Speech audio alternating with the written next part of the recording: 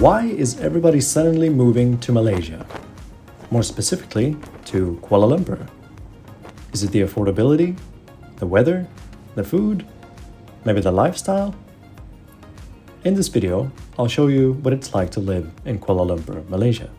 We'll talk condos, convenience, food and drinks, visas, cost of living, and quality of life. We'll also explore the best neighborhoods to live in.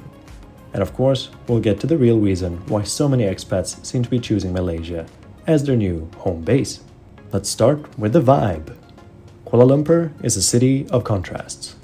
You've got gleaming skyscrapers and air-conditioned malls right next to traditional markets and food stalls. And it works. It's diverse, it's lively, and for a capital city, surprisingly laid back. It's easy to get around. The public transport system covers most of the city, and there's Grab, the Southeast Asian version of Uber, which is cheap and reliable. And the people? Super friendly. English is widely spoken, which makes life easier, especially if you're just arriving. Now, where do most expats live? We have Mont Kiara, which is more upscale, family-friendly, international schools, tons of condos. We have Bangsar, trendy, vibrant, great restaurants and cafes, a bit more local charm. Or KLCC, which is Kuala Lumpur city centre, of course, right downtown, walking distance to malls and the Petronas Towers. We have Bukit Bintang, also nightlife oriented, great food markets and just a fun atmosphere. Each area has a different vibe. If you want sleek and modern, Mont Kiara or KLCC might be your spot. If you're after charm and character, maybe Bangsar or Bukit Bintang might suit you better. Let's talk condos. Right, so a really awesome thing about Southeast Asia has to be the condos that you can find and the amenities attached to them.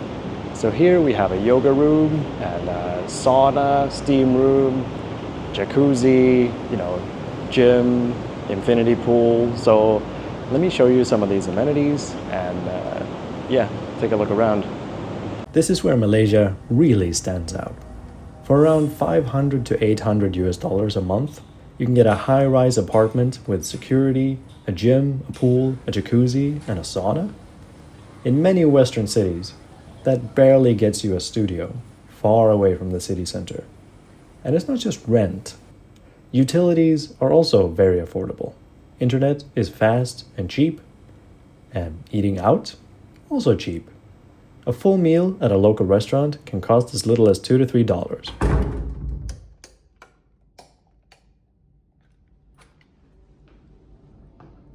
Okay, I can dig it.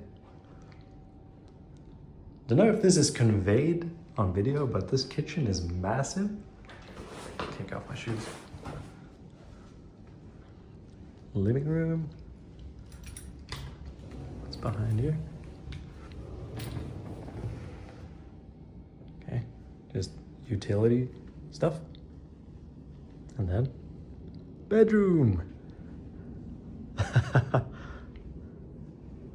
We've got, let's turn those lights on. Hey. I'm so knackered right now, man. Okay. Beautiful. Just huge. Everything is huge. Bathroom, kitchen, living room, bedroom. What is this now? What is this now? That is an amazing view of the Petronas Twin Towers in Kuala Lumpur. Right next door neighbor. Holy shit. Okay, I love this room. So another thing I love about living in Southeast Asia in these condos is how convenient it is. So just go through the garage here, to the condo, and you'll find a huge mall called Lalaport in this case.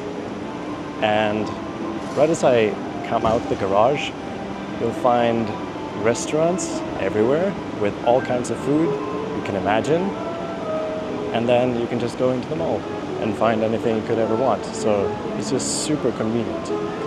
Anyway, speaking of restaurants and food, I'm getting hungry, so let's go find something to eat and talk about the food in Malaysia. Yeah, so mall culture is huge in Southeast Asia. I think it might have something to do with the hot climate, being like 35 degrees outside.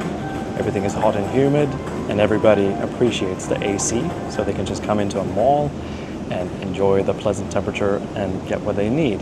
And in my case, what I need right now is the national dish of Malaysia, which is nasi lemak. So Malaysia has a lot of influences from India, China, and also just Malay culture, of course. And it's kind of a blend of all these. And nasi lemak, per se, is, I don't know if you can see here, but I've got sambal, which is a chili sauce. We've got peanuts, fried fish, cucumbers, boiled egg, some flatbread, maybe roti, and also coconut rice with some coriander and fried chicken in this case. The fried chicken is an addition. It can be different depending on the type of nasi lemak that you order. But yeah, let's dig into this. Let's get some fried fish, coconut rice, and peanuts and sambal, so we get all those flavors.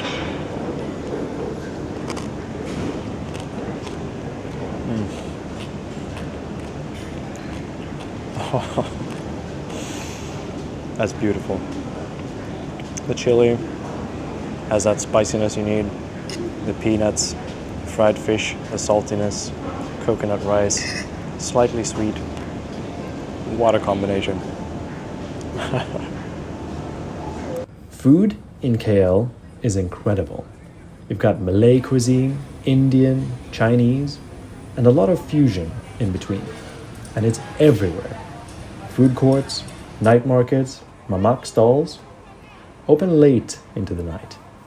And if you're craving Western food or want a good coffee, KL delivers. The cafe scene is thriving, and you'll find bakeries, brunch spots, even specialty coffee roasters all over town. Malaysians take their coffee and tea seriously. You'll hear words like kopi o, kopi ais, teh tarik, and cham. It can be a bit confusing at first, so here's a quick cheat sheet. I mentioned teh tarik, which is Malaysia's signature drink, strong black tea with condensed milk, which has been pulled. Teh means tea, of course, and tarik means pulled, literally. Or you have, like I said, teh o means plain tea with no milk. Or you can have a kopi, which is a coffee with condensed milk. And you can have a kopi o, etc., which means black coffee with sugar and no milk. And cham is interesting. It's a mix of coffee and tea, which is surprisingly good, I would say. And then if you want the iced version of all these, just add the word ice, A-I-S, to the name. So, kopi ice, teh ice, etc. Refer to the chart. So how do people stay long term? Well, there are a few options. You have just a tourist visa, which is 90 days for many passport holders. You have the MM2H, stands for Malaysia My Second Home program, and this is aimed at retirees and remote workers. You have the digital nomad visa, which launched recently for remote workers and freelancers. It's not the easiest country to just move to, but it's definitely becoming more accessible, especially if you have an online income. And many countries also get the 90 days on arrival, of course. Kuala Lumpur is very convenient to live in. If you got massive malls with everything you could possibly want, from groceries to designer brands, delivery apps like Grab and Foodpanda make life easy. If you want groceries at your door in under an hour, well, done. For digital nomads and remote workers, there's fast Wi-Fi, affordable co-working spaces, and a growing community of expats and locals working online. But of course, no place is perfect. Traffic can be brutal, especially during rush hour. Although from my experience, it's nothing compared to Ho Chi Minh City or Bangkok, say. The heat is no joke. It's hot and it's humid year-round, and it rains quite a bit. Occasionally, you might deal with haze from regional forest fires. And while healthcare is good and affordable in general, public hospitals can have long wait times, though private clinics are excellent. But if you're prepared for those things, they're manageable, and for most people, the pros far outweigh the cons. So to answer the question, why is everyone suddenly moving to Malaysia? Well, it's because it's affordable. It's easy to live in, especially if you're an English speaker. It has high quality of life with great food, nature, travel access, modern infrastructure. And most of all, it's welcoming. You can live comfortable, even luxurious, on a moderate budget. And the people around you are just wonderful. The locals are great. So for digital nomads, retirees, entrepreneurs, what have you, it just checks all the boxes. Kuala Lumpur may not be the first city people think of when they imagine moving abroad, but more and more people are realizing it should be. It's modern, comfortable, and packed with character. If you're considering making a move, Malaysia might just surprise you. So thank you for watching, and if you enjoyed this video, give it a thumbs up. Let me know in the comments, would you live in Malaysia? If you liked this video, you're gonna love this one.